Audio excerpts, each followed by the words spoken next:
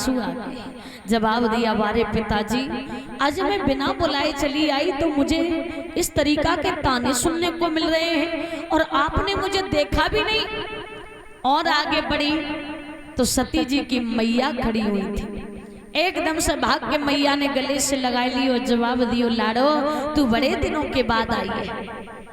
सती जाकर के गले से लग गई और फूट फूट करके रोने लगी। जवाब दिया, मैया मैं बिना बुलाए आ गई तो मेरी बहनें इस तरीका से मुझे ताने मार रही हैं और मैं बिना बुलाए आ गई तो पिता ने अपनी पीठ दिखा दी।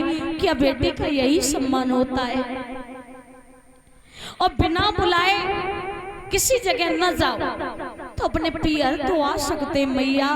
जवाब दिया, बेटी मैंने तेरे पिता से बहुत कहा कि सती को निमंत्रण भिजवाओ, लेकिन उन्होंने निमंत्रण नहीं भिजवाया।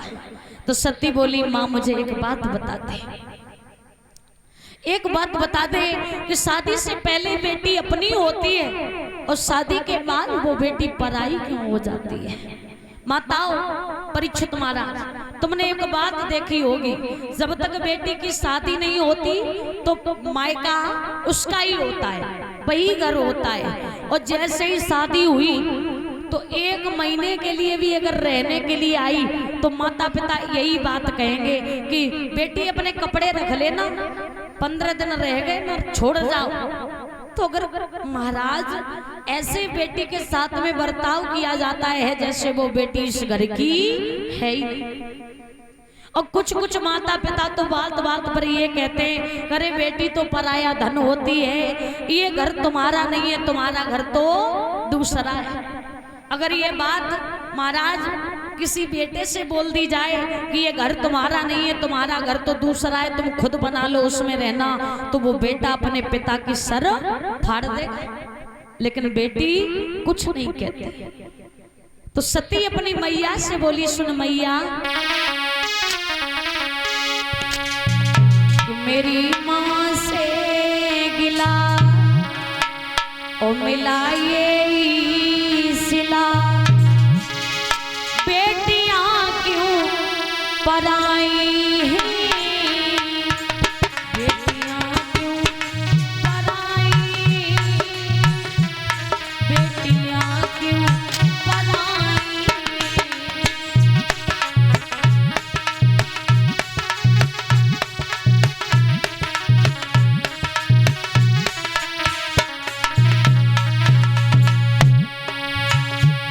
मेरी माँ से गिला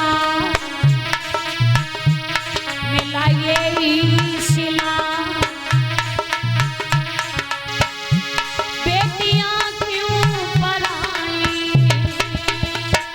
बेटियां क्यों पराई, बेटियां क्यों पराई।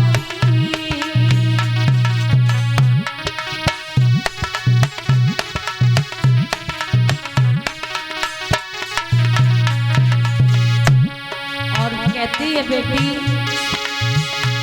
खेली कूदी मिजिसिया मन में, मुझको वही पराया सा लागे, मुझको वही पराया लागे।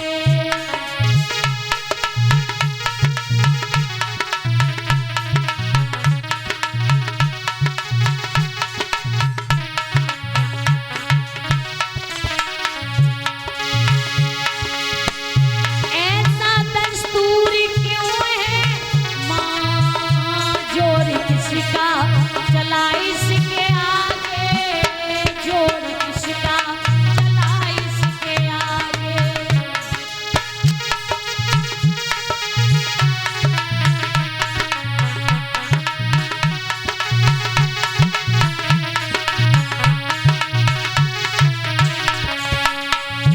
एक को वर दिया, एक को वर दिया, ये कैसी जुदाई है, बेटियां क्यों पराई, बेटियां क्यों पराई, बेटियां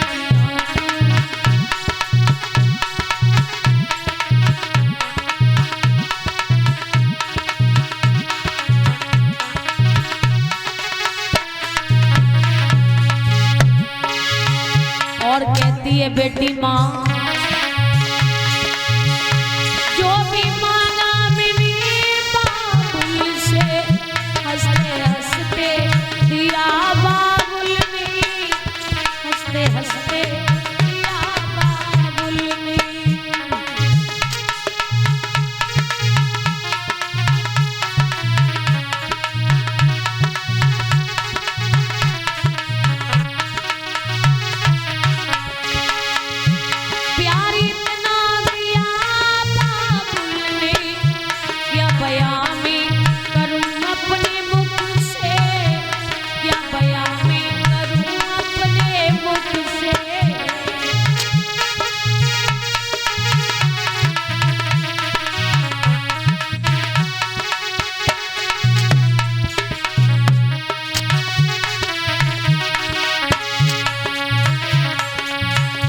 जिस घर में पली